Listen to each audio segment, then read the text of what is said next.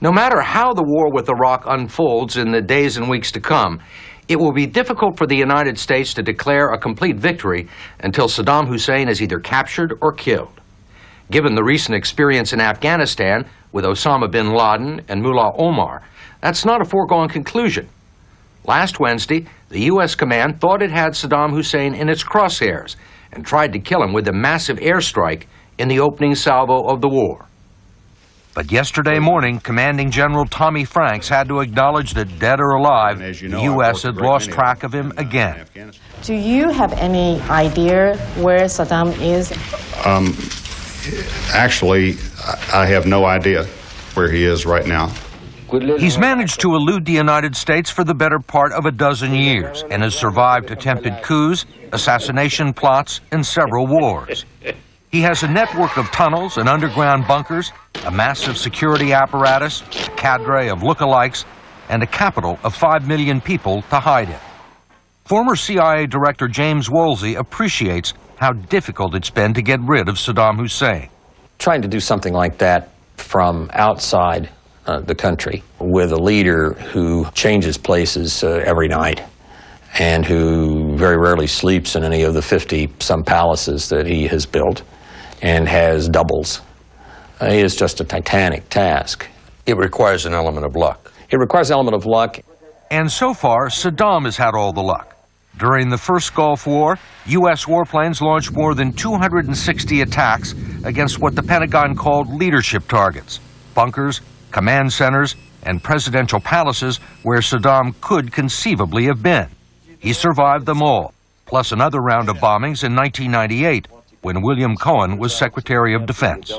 We really couldn't have a good fix on where he was at any given time, and the circle around him was so tightly controlled that it was virtually impossible to get information, access to people who would know where he is. Why is it so difficult? Well, first you have to have people on the ground. You have to have agents who are supporting you, working for you. It's very hard to take out an individual with a cruise missile. With U.S. intelligence on Iraq coming from electronic eavesdropping and satellite photography, Saddam decided to go underground, building elaborate bunker and tunnel complexes. This is the layout of a 20,000-square-foot bunker that was designed by a German firm and later built under one of Saddam's palaces at a cost of $90 million. It has luxurious bedrooms for Saddam, his family, and dozens of bodyguards and staff. It's stocked with enough food and water to last a year, and with giant shock absorbers and redundant air filtration systems, it's designed to withstand multiple bomb blasts and missile strikes. Michael Vickers spent 10 years in the Army Special Forces before becoming a CIA operative. He's now a consultant to the Pentagon. There are some very, very hardened, deep underground facilities that have 20 or more feet, maybe 100 feet in some cases, of dirt, and then 6 to 20 feet of reinforced concrete, and then prefabricated steel. When you talk about deep bunkers, I mean, how deep are you talking about? Oh, in some cases 300 feet or so, and they're almost impervious to anything but nuclear attack, or again, other ways of getting at them, like sealing them off in some way with special operations. Are these various bunkers connected by tunnels? I mean, can he move from underground facility to underground facility? He may be able to. One of the things that makes these underground structures difficult is the labyrinth network of them, and with blast doors in between. So even if you penetrate down into one compartment, say, and destroy that, then the steel doors may contain the effects of the blast. If you're on the other side, you're a quarter mile away, you're perfectly safe. The U.S. identified more than 24 of these bunkers 12 years ago. There may be more now, and they may be located under schools, hospitals, even mosques, targets that the U.S. is not likely to bomb. And if and when U.S. forces finally take Baghdad, they won't necessarily find maps and blueprints of the bunkers and tunnels, or the engineers that designed them. When Saddam realizes that you're an engineer and you know too much about where he could hide, he's going to have you killed. Ibrahim al-Marashi is an Iraqi-American scholar at the Monterey Institute of International Studies. He's poured over 300,000 pages of Iraqi intelligence documents that were captured in the last Gulf War, and he is considered one of the foremost authorities on the Iraqi command structure. He says if Saddam was present when the U.S. hit a suspected hideout last Wednesday, it would be a major intelligence breakthrough.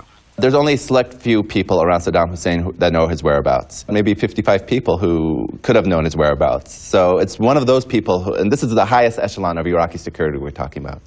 So what that indicates is the Americans have managed to penetrate one of the hardest to penetrate security units in Iraq. Marashi says with the skies over Baghdad filled with smart bombs, Saddam may forego the presidential bunkers and his past hiding places. He believes it's possible, perhaps even likely, that Saddam is holed up in a private home in one of Baghdad's many residential neighborhoods. I heard stories from family friends in Baghdad and so forth that during the '91 Gulf War that he would he could just show up on your home, just show up on your doorsteps and knock and say, "Do you mind if I stay with you?" And even I remember jokes among family friends and so forth saying, we have to keep the house clean. There's most likely Saddam will be coming over. In other words, if the U.S. is targeting places where it believes he might be, the safest refuge would be somewhere he's never been, among people he's never met. He's been preparing for this day, presumably, for a long time. Do you think he may have some tricks up his sleeve? Oh, I'm sure he has tricks up his sleeve. There have been concerns as to whether the person who would surrender would in fact be Saddam Hussein, whether it would be a double. The doubles, at least I'm under the impression, they're very good doubles. Would it be possible for him to escape, do you think? To get out of Baghdad? Anything is possible. The question is, where would he go? How would he live? I think there are very few places he could go where he would be welcome and safe. There are no friendly nations on Iraq's borders, and Ibrahim Marashi says Saddam has so many enemies in his own country, the only place he could safely hide is a small triangular area in the middle of the country. So his options are pretty much limited. He wouldn't want to venture too far to the north here. So either he has to go through to his hometown Tikrit or stay in the environs of Baghdad. It is too dangerous now for Saddam to travel with full security details in large convoys. If he is moving around Baghdad at all, it may be with a few bodyguards in a civilian vehicle. Panamanian dictator Manuel Noriega drove around Panama City for days, eluding U.S. forces, before finally requesting asylum at the Vatican Embassy. Is there an embassy in Baghdad that he could go to and expect shelter? Perhaps for hours to days, but not for weeks, not to really protect him. There might be some Arab state, but generally speaking, he's not well liked in the Arab world. Could he go to the French embassy, or could he go to the... I don't think even the Chirac government, even in the aftermath of the last couple of months, would be willing to do that. In terms of the end game with Saddam, what happens? I mean, do you think he's prepared to die in a bunker?